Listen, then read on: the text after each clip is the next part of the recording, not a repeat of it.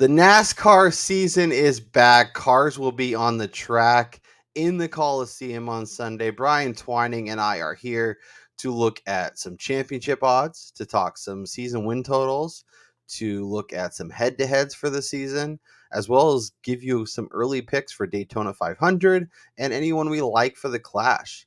The angle of pursuit is back, and we're so happy to be here. Let's get it. Ross Chastain used the wall all the way around this racetrack. Logano has been the class of the field. Check out the big brain on Brad. Yeah, I need to change my underwear. Brian Twining, we are back with Thank God. With a vengeance. The break was nice. It was much needed. But it feels so good to be back. February Dude, I don't think I've ever looked forward to any sporting season other than maybe college basketball than I have this year leading into this NASCAR season. I have been all off season just anticipating every Sunday, sweating out bets, trying to set freaking DFS lineups that always seem to go up in flames. Yep. And then just, talking to all you guys out there, just chatting about our wagers, seeing who we're going to hit on each and every week, see where the values are. But yeah, dude, I am ecstatic to get this season going. Yeah. I mean, Chris and Todd are going to be doing Stay Green. I saw them tweeting out they recorded their first episode. The NASCAR betting preview show is coming back. We're back. We got the NASCAR show on Netflix, which was a nice, oh yeah, I forgot that happened. Oh yep. Yeah, that's right. Oh yeah, Ryan Blaney. And just kind of recapping everything and getting pumped for the new season. So it's been great. We did want to talk right off the top, kind of a little tweak to our schedule just for the year. Let us know down in the comments what you think, what if it will work for you, if there's anything you'd like to see. But our plan is to record. We'll probably record on Tuesdays this year, have a betting preview ready for you guys on Wednesdays. And then Brian and I will record a DFS only show on Saturdays after qualifying, get you set for DraftKings. And then we're going to have a newsletter that you'll sign up for. I'll put the link in the description. And it'll have our final betting card. It'll have an underdog pick'em slip if we can put one of those together. It'll have also grid rivals. If we're able to run that back, yep. We'll give our picks for that. Yep, we'll get some DFS thoughts there. High price, mid pack, low price. So you'll get a ton of really good information. It'll be waiting for you in your inbox when you get up on Sunday morning, so you can finish up those betting cards, finish up those lineups. And get ready for the full race. So it's going to be good for us. It's going to be good for you.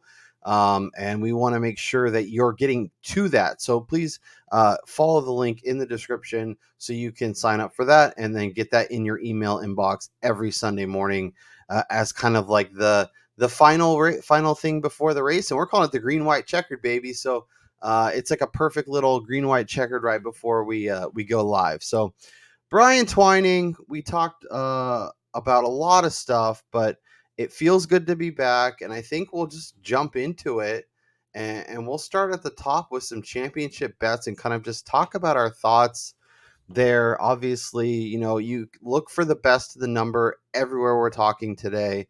If you have access to better numbers, if you find value, Brian and I are also happy to say, hey, if you find something and say, hey, I know you guys didn't love this driver at this number, but I found him at this number. What do you think? We're always happy to give you our thoughts and our opinions. And, we're not going to pretend to be we win every single NASCAR bet, but I think there's a lot of logic and reason behind every pick we make. And Brian and I are also making these picks ourselves. So that we're going to sweat along with you.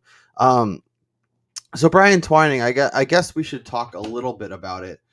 We did do a preview show probably a month ago at this point, maybe a month and a half. Weeks for sure. Yeah.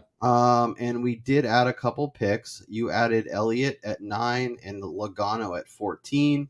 I also added Chase Elliott at 9. Numbers, it depends on where you look. You can find decent numbers. Let me pull up Odds Checker. It's a good spot to kind of look at a variety of futures bets, and I'll kind of share that on my screen. But I guess, now that we're a couple weeks out, is there a driver or two that you're starting to get more excited about? a driver maybe you're starting to be a little more concerned about. Let me share this. But I guess where is your head at now that we're at the Clash and a week out from Daytona? Yeah, as far as like championship futures go, there hasn't been much that has changed other than the fact that I did lay some coin on the Watermelon Man at Caesars in Vegas at 20-1. I just think that the way that we're getting this season started, we got 2 super speedways, and then we really begin the racing at Las Vegas, which I'm so excited to be at, by the way. With like the first real race of the year, but just kind of seeing the way that Ross ended the season last year, winning the championship race, and then just knowing his prowess at those 1.5s, I think that he offers some really good early season value on in the championship market, like especially if he starts off hot.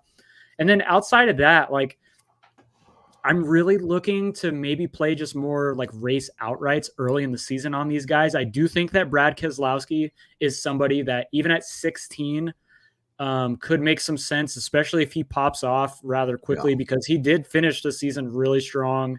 There's been a lot of scuttlebutt about him in this offseason. I mean, just everybody in the community is really high on him. His win total has been inflated at multiple books. And so, yeah, I think Keselowski's a guy. And then Logano, I had tweeted about this. I got him, obviously, when we last recorded 14-1 for the show. And then I actually got to bet him on our favorite offshore, the one that begins with a B, at 18-1, which is a numbers play. Definitely not me rooting for that to happen, but it's just a value play.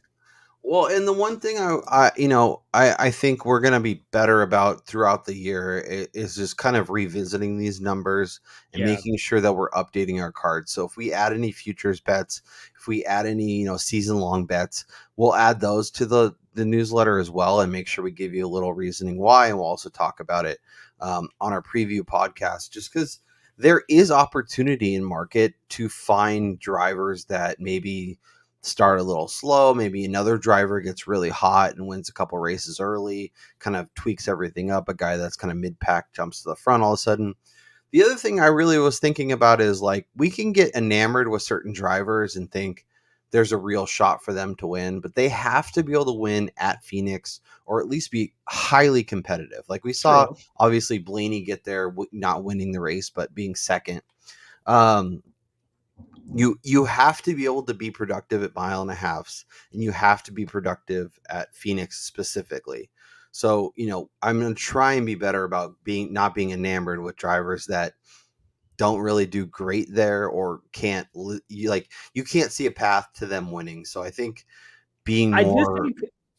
I will say, like, I definitely think that that's probably one of the most important like aspects to trying to pick a champion, but also in the same breath, like it's the path to get there. Like if somebody just struggles, say in the round of 8 in those 3 races, like those are not tracks that they're good at, regardless of how good they are at Phoenix. You might run into a Joey Logano situation like last year where he got eliminated fairly quickly because he ran into issues. It wasn't even like driver skill, although he did have a down season. But I just think there's a lot more that goes into that other than looking at just Phoenix in terms of how good they are there. Because if that's the case, like clearly, if you put all these guys in a vacuum, Kyle Larson, the Penske boys, Chastain after what he did last year, those guys are all going to be at the top of the list in terms of who you would be who would be favorites going into a championship race if they were in the championship 4. Yeah, and you can see they tweaked the playoff schedule a little bit. So we're starting with Atlanta. We got Atlanta, Watkins, Glen, Bristol. So, a short track under the lights, more of a road course, and then obviously a super speedway. So the variety of options, a variety of ways to get there. And then we do Kansas, Talladega, and Charlotte, another, 1.5 super speedway road course. And then we go Vegas and Miami, and then Martinsville, and then Phoenix. So the final 4 are pretty similar, but the ones before that, they've kind of tweaked the order. So you really want to be aware of guys that can not only get through that run, but can thrive at Phoenix. And that's the most important. So that's where my head's at. And that's where I think if you're making championship futures, at least at this point, you need to make sure that they can do that. If you see somebody early go to Phoenix or go to Vegas or go to Kansas and do well, and then you think you can get a good number on them, grabbing them there and knowing that when it comes back around, you're going to have value. Because we saw last year how short some of those numbers get. I mean, we're talking inside 4-1 for like almost every driver. So if you're getting better than that and you believe they can be in the Final Four and have a shot at Phoenix, like that's a nice value bet. Yeah, and I do think that there's something to be said about the fact of the schedule beginning with 2 super speedway races.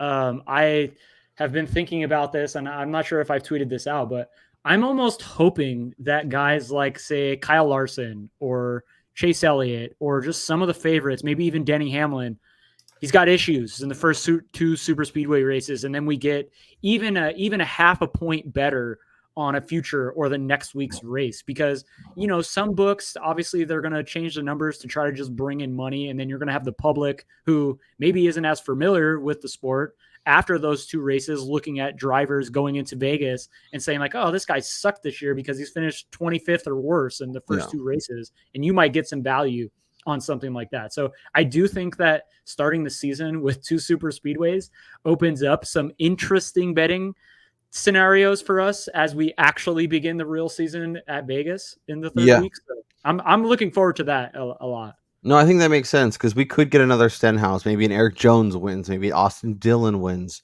and all of a sudden that messes things up. We also, maybe someone like Keselowski, who was awesome. RFK was incredible last year. So if you really like Keselowski, waiting on him might not be the move because he might win one of those first 2 races. Exactly. And all of a sudden his number is short, and it's maybe it goes to like 8 and then ends up back at 10 or 12. But you're never going to get it back where it is right now. So thinking about that as you're making your bets, when you want to make your bets, like Ryan Blaney is another guy that if you love him, he could easily win in Atlanta or Daytona, and then all of a sudden his number is gone. So think about that. So obviously there's a bunch of names that are really compelling. Is there anybody that you're like, I need to get a piece of them now? I need to make sure I add some exposure now. As I kind of look at the numbers, we got Larson, Byron, Chase Elliott. Like, it's pretty wild to see Hendrick. Like there's a world where Hendrick has 3 of the 4 playoff drivers this year. And I just like, I'm that. And I want to talk about Chase Elliott specifically because I'm trying to figure out how I want to attack, because I want some exposure to him, and I'm definitely going to be betting him today.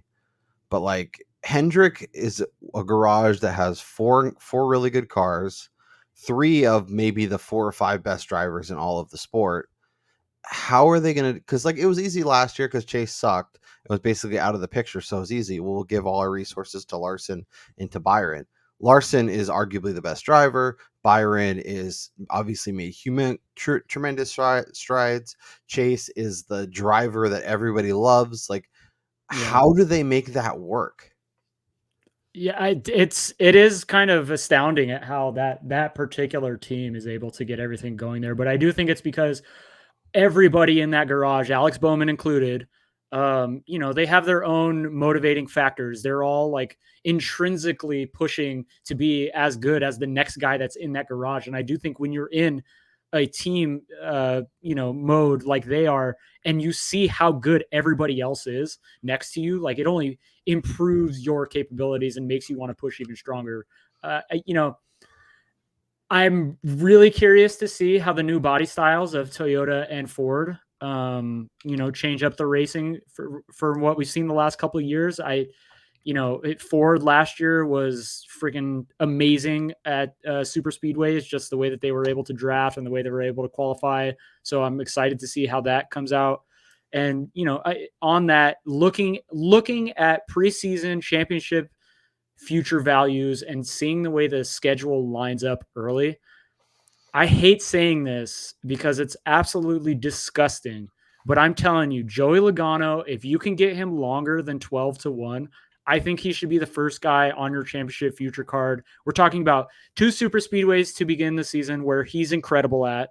Then you got Las Vegas where, yes, he struggled last year, but Ford in general struggled at 1.5. So if they make any sort of moves, they're going to be better there. Then we go to Phoenix where Logano has he was, amongst the best the year he won the championship. His teammate Blaney was better than him. And then we go to Bristol, where Logano also does have a decent history at. So you're looking at early season beginning here where Logano could easily get 1, maybe even 2 wins if he gets lucky. And that number is inside 8-1 for the rest of the year because of how many wins and how many points he's able to establish early on in the season. Well, and we know how dominant he can be at Phoenix, how good he can be. Like, we saw him win at Vegas, and then he's able to focus on Phoenix and not have to worry about a thing.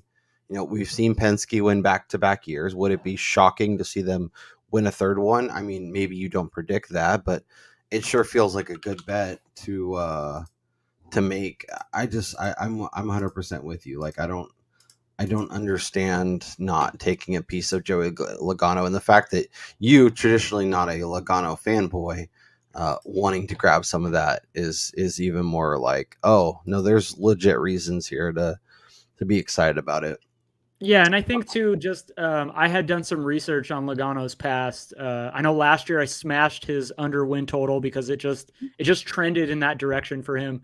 And the opposite is true going into this year. I mean, we're talking about a guy that has gone, I believe it's like 10 or 11 straight years in the Cup Series, not having back-to-back seasons of a single win in a year. So he's had multiple wins pretty much in he's never had multiple years where he hasn't won 2 races. Yeah. That's what I'm trying to say. So, like, clearly he's in line to win a couple of races this year, which puts him, in the driver's seat for his own path to a championship once again. And if there's anybody in the sport that, even with maybe not the top tier equipment, that can manufacture good finishes, it's this guy.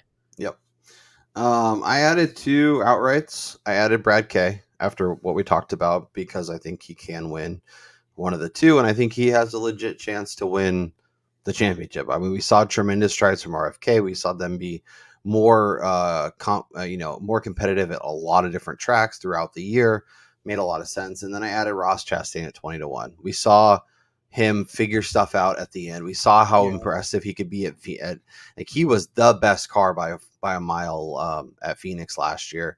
He's a guy that can do well on 1.5 miles. He's a guy that can, a lot of the playoff races are good spots for him. Obviously, Trackhouse had some issues kind of towards the end of the season that kind of derailed their season. And we saw kind of after the whole shenanigans and Mr. H yelling at him, him kind of not being, I don't know, the aggression was not there, but he figured stuff out, and he's figuring out a way to toe the line a little bit better, to be aggressive without being too crazy, and racing every single lap like it's his last lap. So I did add those 2. I think I want Logano, but it is a little tough when you can, we know what we can find versus the 10 or 12. It's always exactly the mental gymnastics that I do. Yeah, that's always been my biggest thing, because being here, like in California, we only have the one book. Do you have any bets, like maybe not even a bet you're adding to the card, but someone that, like, you could see maybe when we're talking in, September, October, their number being significantly shorter and actually having a legit chance at winning the title? Because there's a name or 2 for me, like, kind of longer than 20-1, but nothing that I really want to add today. But is there anybody jumping out to you that, like, it would probably be, like, surprising given the talent they're going around, but also, like, it wouldn't be like the most shocking thing ever? Well, first of all, I don't want to skip over Tyler Reddick, because I do think 16-1, I think that's decent.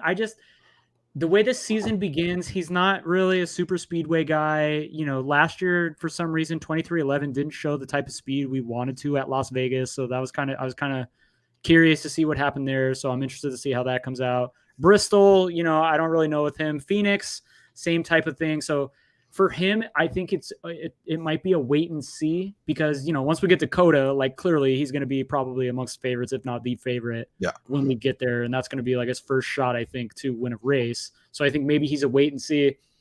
And then sticking in that same garage, look, I'm a Bubba Wallace stan. That's not who I'm going with.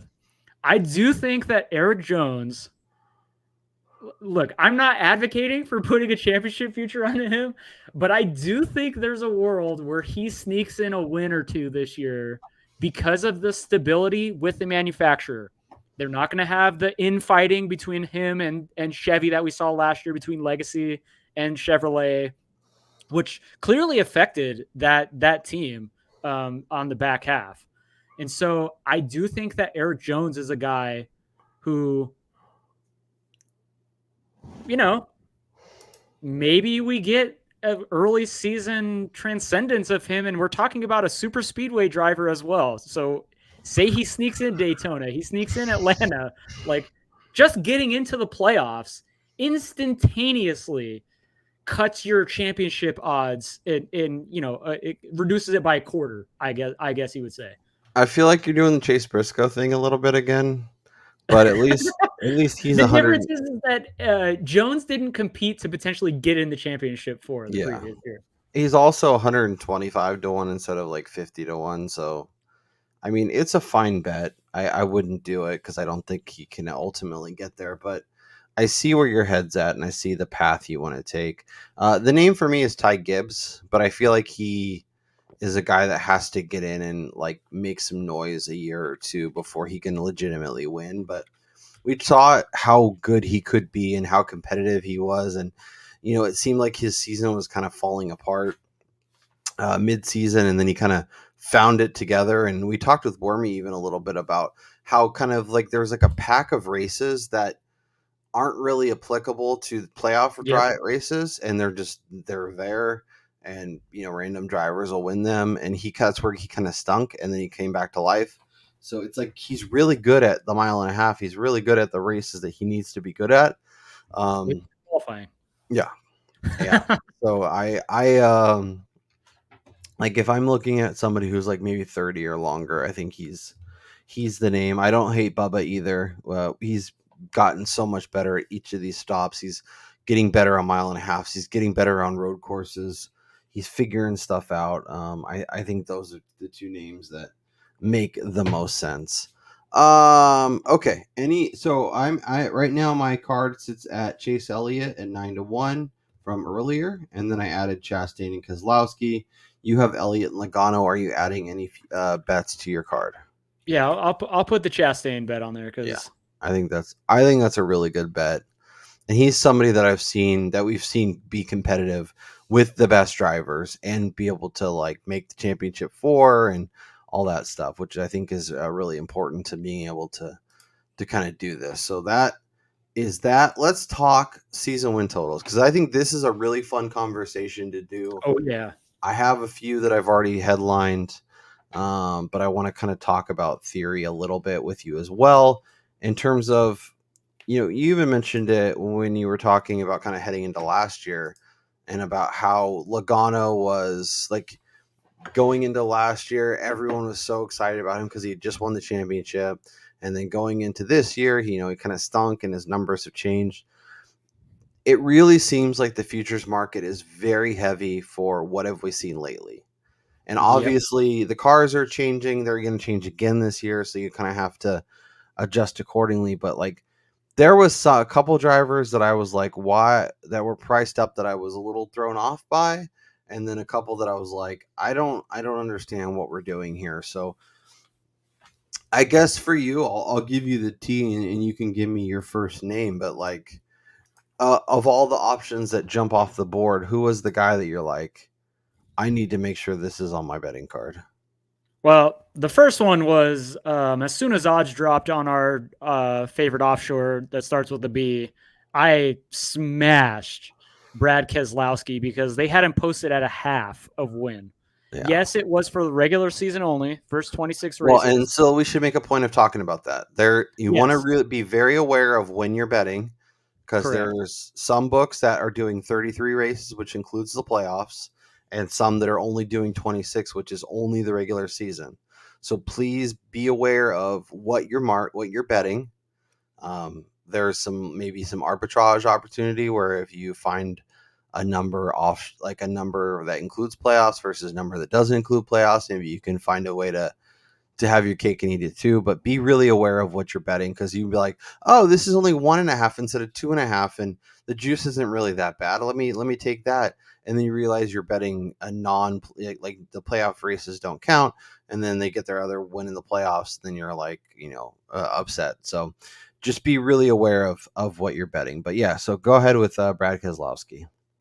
Yeah, so Keselowski, half a win. You could still get that same number.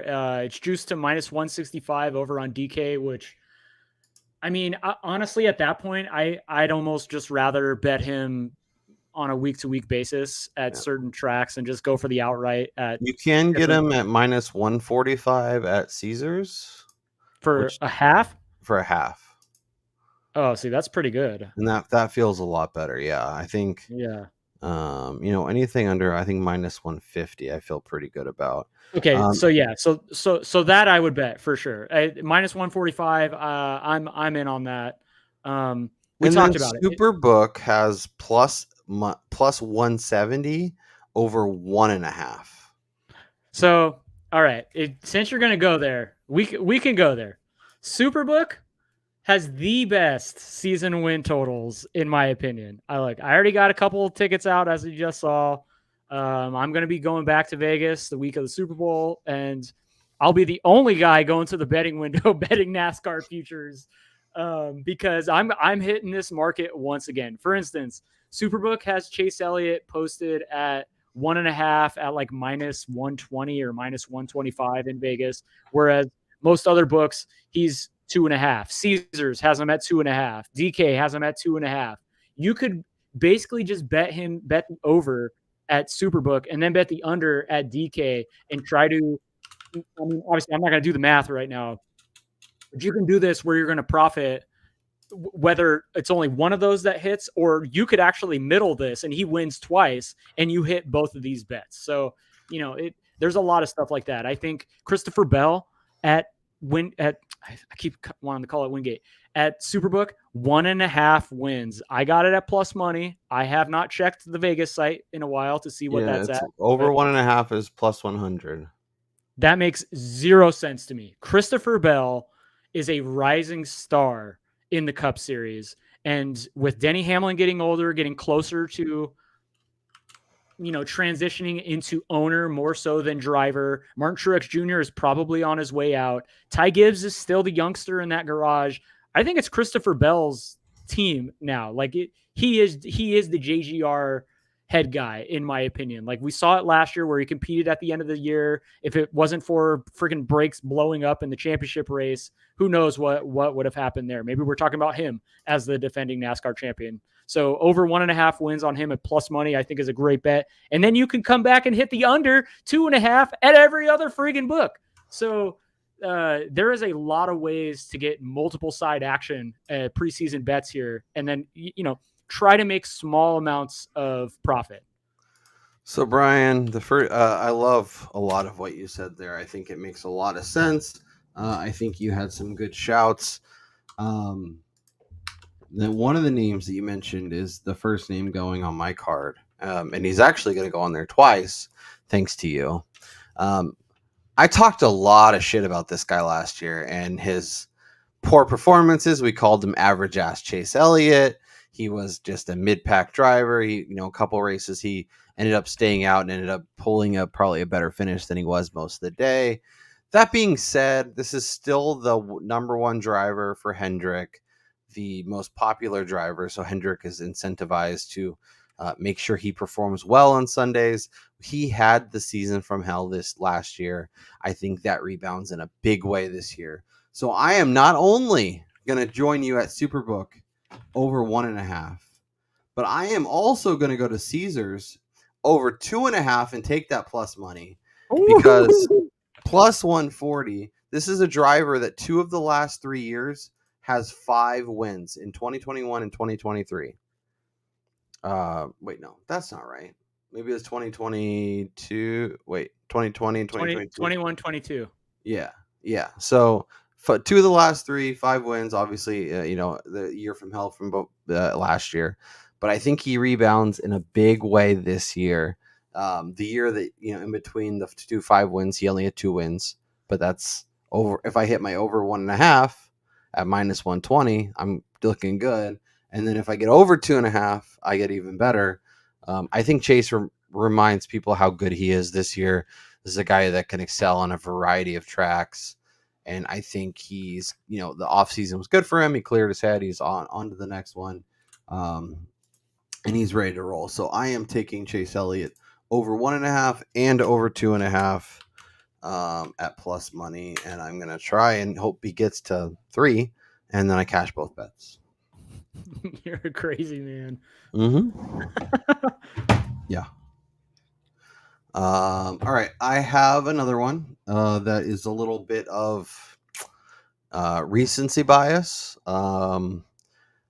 And this might hurt a little bit, Brian. So be ready. I'm going to take Christopher Buescher under 1.5 wins.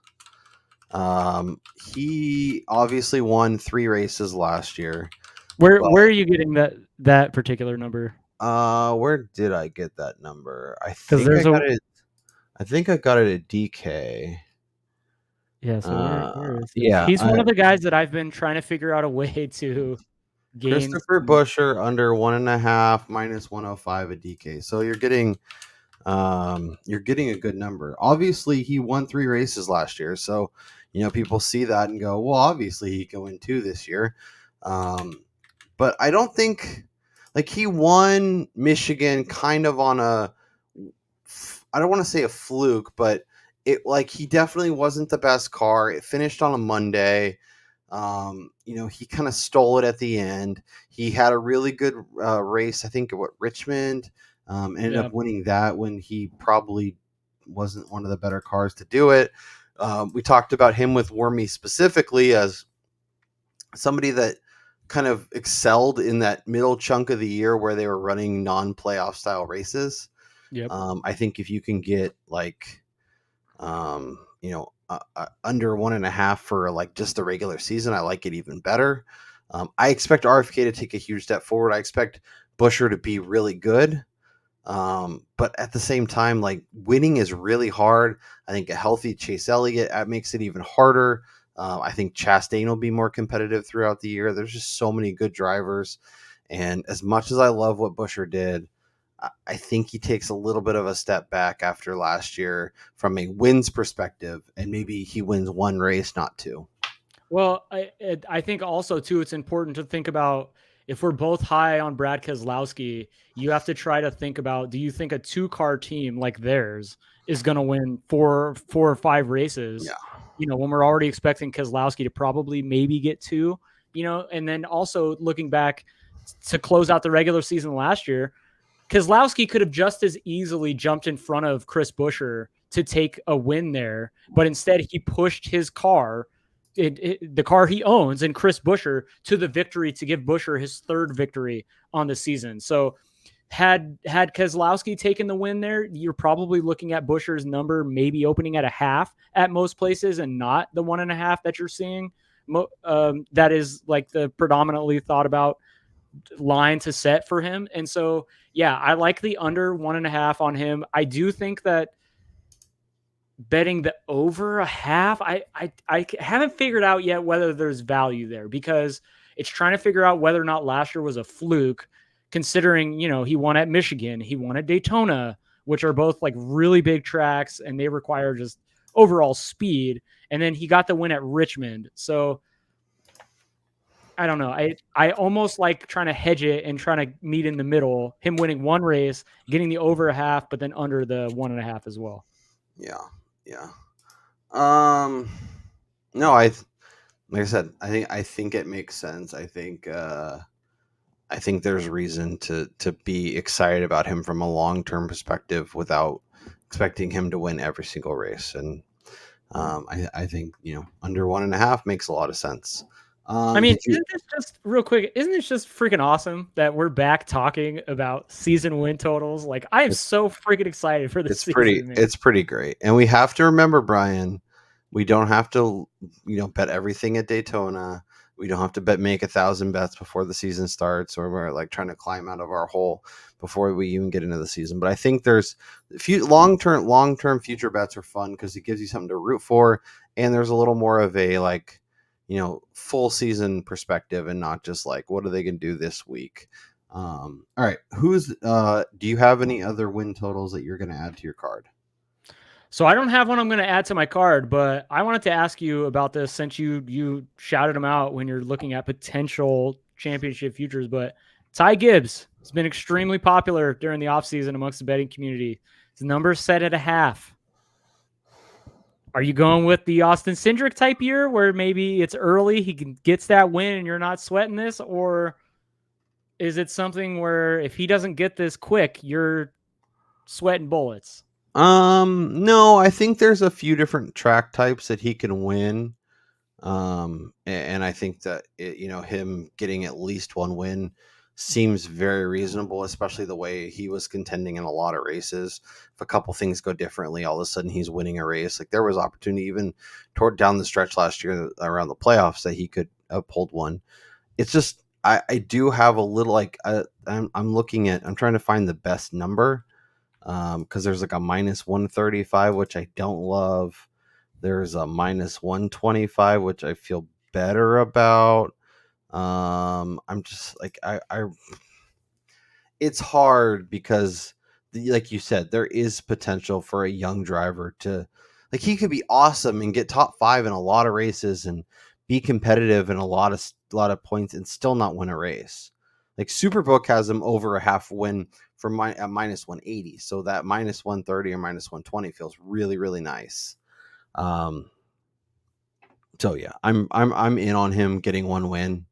I would just shop it and find the best number you can because I think and maybe if you'd rather not play if you'd rather get the payday, find a few tracks where you can bet him to win, and maybe you get a 15 or 20 to 1, and, because obviously you don't get any track, and then so think about it that way too. If there's I have a handful of places that I think he could win, I'd rather put $10 on him to win at 20 to 1 at 5 places than maybe $100 for him to get over 0.5 wins at minus 130 or minus 120. So yeah. Figure out how you want to play that. But yeah, I think, I do think a big season could definitely be coming. So the name I want to talk to you about is Denny Hamlin. I was just going to say, I think he's somebody that I'm really interested in betting the over here because although I just talked about Christopher Bell becoming the guy at JGR, Denny has really shown no signs of his talent diminishing or anything of that nature. It's just been if you've caught the NASCAR Full Speed Netflix special, which me and Kyle both binged it the first day it was released. He said it himself. Pardon my French, but he's fucking cursed. So I'm thinking that his number's set pretty high, 2.5, and you're only going to get maybe 4 or 5 drivers that get 3+ wins on the season. But if you're asking me who are the best 4 or 5 drivers in the sport, I would definitely consider Denny Hamlin amongst that group, especially knowing his overall toolbox and the amount of tracks that he's good at. And the other thing is he, in terms of championship success, I don't know that he's not the best driver for Phoenix, so it's hard for him to get a championship. Yeah. But he's also somebody that could thrive at a variety of tracks where getting to 3 wins seems possible. He was also dealing with a shoulder injury that wasn't really talked about, and he actually had shoulder surgery this offseason to repair. So when you're driving a car at 200 and something miles an hour and it's fighting you the whole way and your shoulder is effed up and you're still being competitive and winning races, that's really impressive. So I think, getting to 3 wins, like Brian said, is tough, but there's also opportunity to get that at plus money. So I think it's a gamble that I'd be willing to take, and I'd much rather do Denny Hamlin over 2.5 wins at plus money than maybe go to his championship number at 7 or 8. Yeah, exactly. I would much rather wait for him, because of just the omen that is and the aura that is surrounding this guy. Yeah. I would want to wait until we get to the round of 8 and you could probably still get him at like 5-1 or 6-1. So you're not going to be losing that much value on Denny. Yeah. So Denny Hamlin, I think, is going to go on the card at plus money just because I think it makes sense, and I can get plus 110 over at DraftKings. So I'm going to add that right now. And look, you can talk about all you want. Denny's an a-hole. He's a POS, like whatever. But if you watch that show, I don't know how you can't just appreciate some of the stuff that he says. He's the worst. But the fact that I still think he can win 3 races says, you have to separate your fanhood from your betting dollars. And hey, I did it with Logano. So Yep. Yeah. I mean, I think I talked the most shit about Chase Elliott and Denny Hamlin in 2023, and yet here I am adding them for big seasons. So I think both drivers could get to 3 wins. And yet, once again, let me just point this out to you, Kyle. We are completely glancing over the other Kyles, and Kyle Busch and the prohibitive favorite, Kyle Larson, whose number is set at 3.5. Yeah. Which, yeah, that's a lofty goal, but we're talking about a guy who won 4 races last year and was probably in contention to win 3 to 4 other ones at minimum. Yeah. I mean, we were at the Vegas race where William Byron basically, he was the best car, but Larson basically had that race won and then didn't win it. I feel like there was a couple tracks that was like that. So he could have easily, he is somebody that has the ability to blow his number out of the water with 5 or 6 wins. So it's and then I was going to point that. So on the Denny note, something else that really makes me want to bet the over on Larson as well is that when you look at guys running near the front, the top 3 in the sport were Larson, Byron, and Denny Hamlin. So, yeah. I mean, clearly these guys are right there almost every single week. It doesn't really matter what track they're at. They're always going to be in contention. And so, Larson, Byron, look, Byron's incredible, but I don't know. There was a lot of times where he just took advantage of the situation, or, Larson had one tiny little mistake and maybe was just like, I'll let Willie B get this one. Well, and it's interesting too, because Byron's under at 3.5 is heavily juiced, and Larson's over 3.5 is heavily juiced. Heavily juiced, yeah. So if you feel strongly and you think they're both similar, you could get over 3.5 at plus money for Byron, and you get under 3.5 for Larson. That's terrifying, but that is very scary. An interesting way to put it. I was seeing if I could parlay it at some of the spots. It doesn't seem to be the case, but. So you can get Willie B at 2.5 at Superbook, by the way. Yeah, and I feel much better about that. And it's only minus 120. That's not bad at all. Yeah. That's why you have to shop it, folks. Obviously, there's going to be, some places where he's going to be more expensive. I told you. This is the place to go. Superbook, folks. Superbook.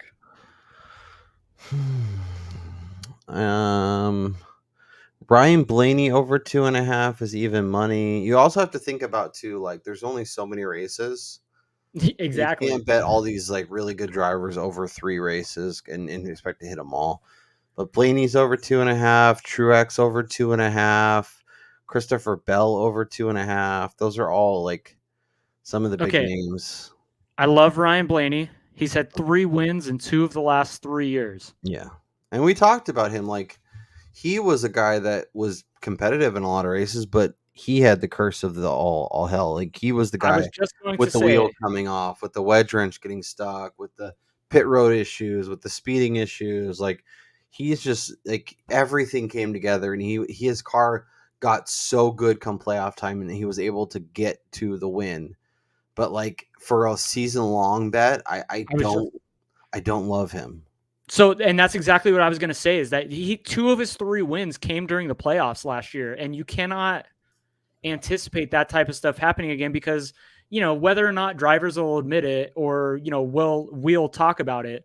When you go into a playoffs, regardless of what sport you're in, especially if you're still competing against guys that are in the playoffs, there's got to be a part of you that is probably a little melancholy or just a little I don't want to affect them, so let me give them this spot, or we're not going to try as hard, which that's probably not happening, but I definitely think there's something to that for some of the teams.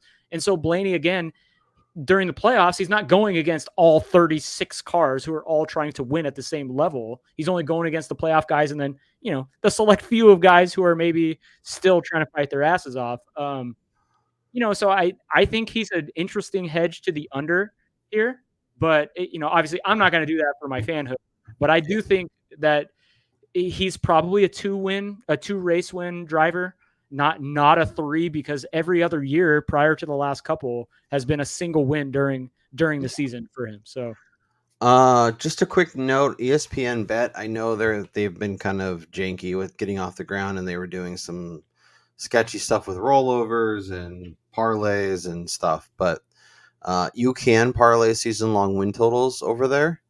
And I just put a little 4-legger together. Brad K over 0.5, Ty Gibbs over 0.5, Logano over 1.5, and Larson over 3.5. That pays out 7-1. So just know that if you look around, maybe you can find that if that's placed. It's probably Ty Gibbs, and I think if you're parlaying it, probably you got to hedge it. Yeah, you got to. Well, it's like avoiding Ty Gibbs is probably the move. Like, I can go just Larson, Logano, and Keselowski, and then get 3.5-1. We could go under 1.5 for Buescher, and that gets up to plus 765. Yeah, but unders. Nobody likes rooting for unders, especially if you got that in a parlay. Like, that's the fun part, is especially if you need overs, you need to mixing in some unders to kind of balance it out is probably. That's true, because every win that the overs get is one fewer race you have to worry about the under. Yep. That's a good point. Yep, I'm full of them, Brian. Let's see who else.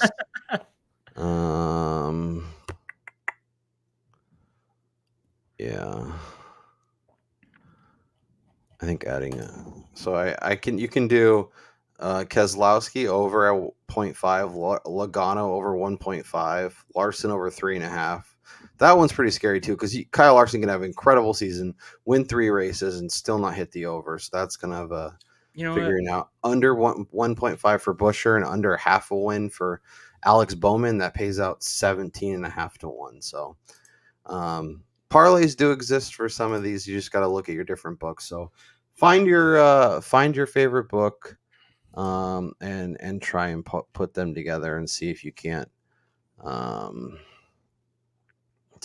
figure it out. All right. I want to talk head-to-head wins. Where did I see? I saw head-to-head wins somewhere. Do you remember where they were? No, I'm looking. I know last year we had them. They probably had Caesars, honestly.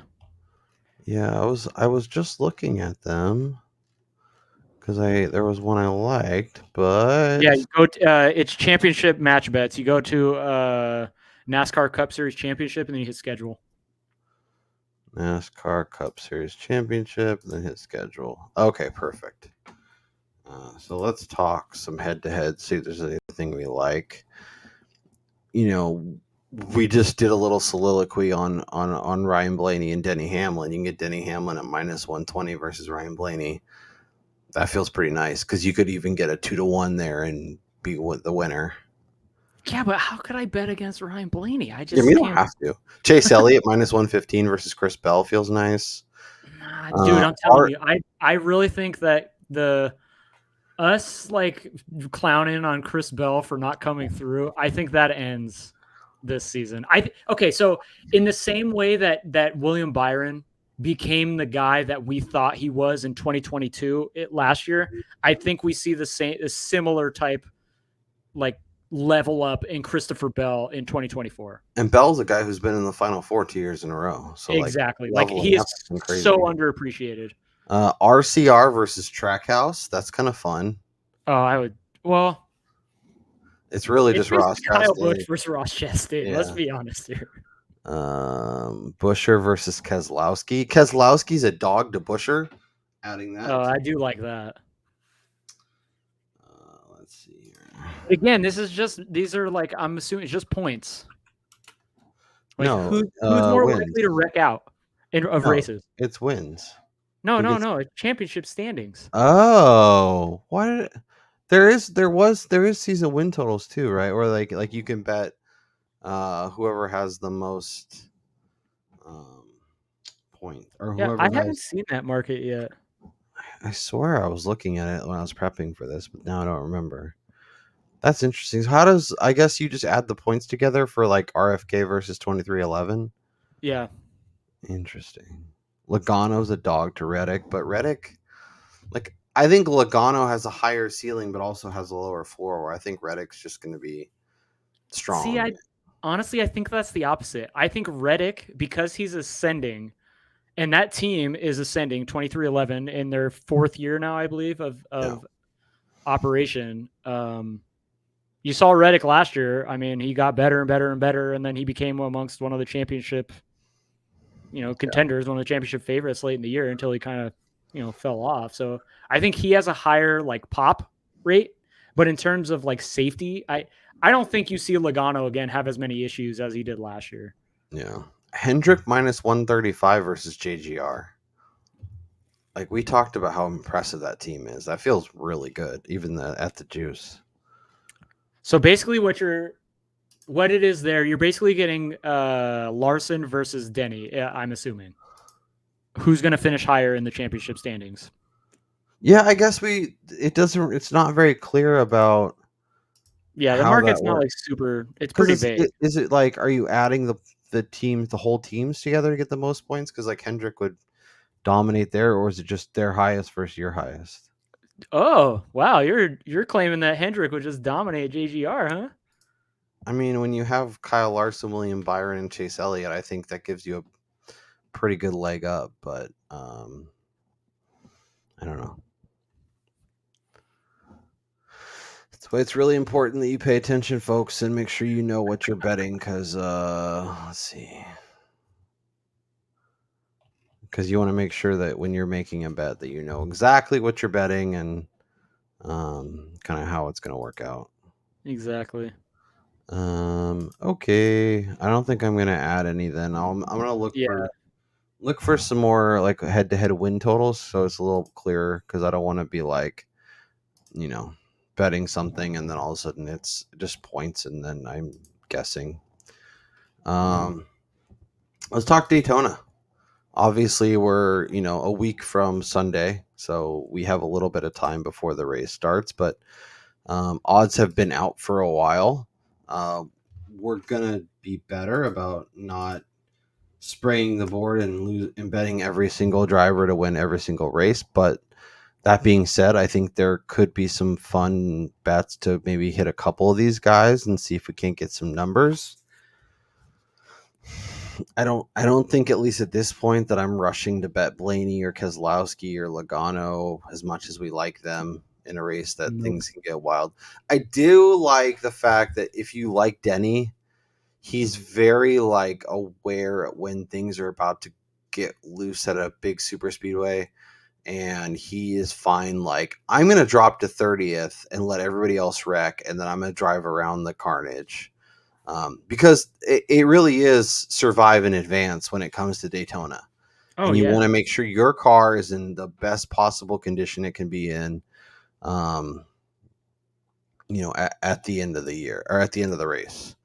Um, I guess that being said, is, as we sit here, is there anyone that you're like adding to the betting card? And if not, is who's on the short list that when we're talking next week could be on outrights that you're hitting for this race?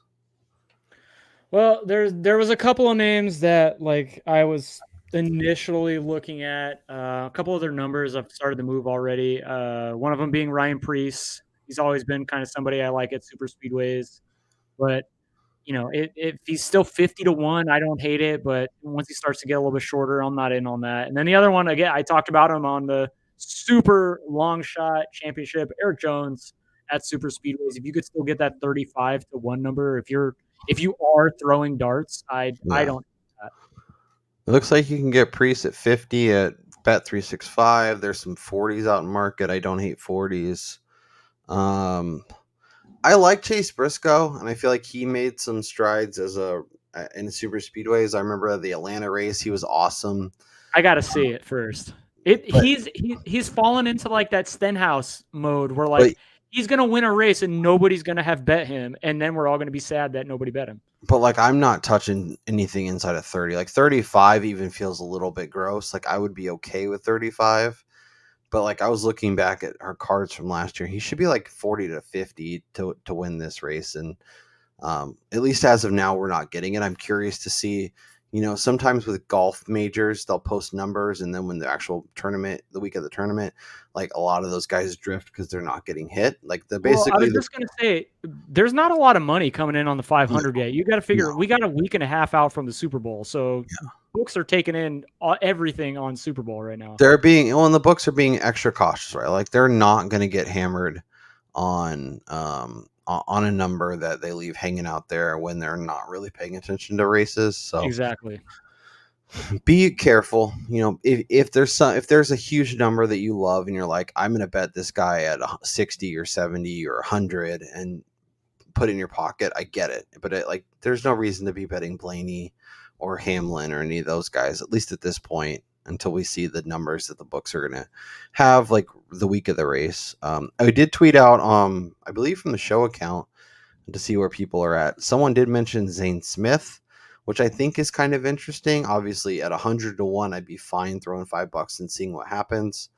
Look, I really want to see the amount of juice that we see on Jimmy Johnson. Yeah. So something like that I think is fun. I think that someone mentioned Eric Jones. He's somebody that's kind of in that Briscoe bucket where I like him and I think he can legitimately win, but he's also priced up based on that, and that's a little scary.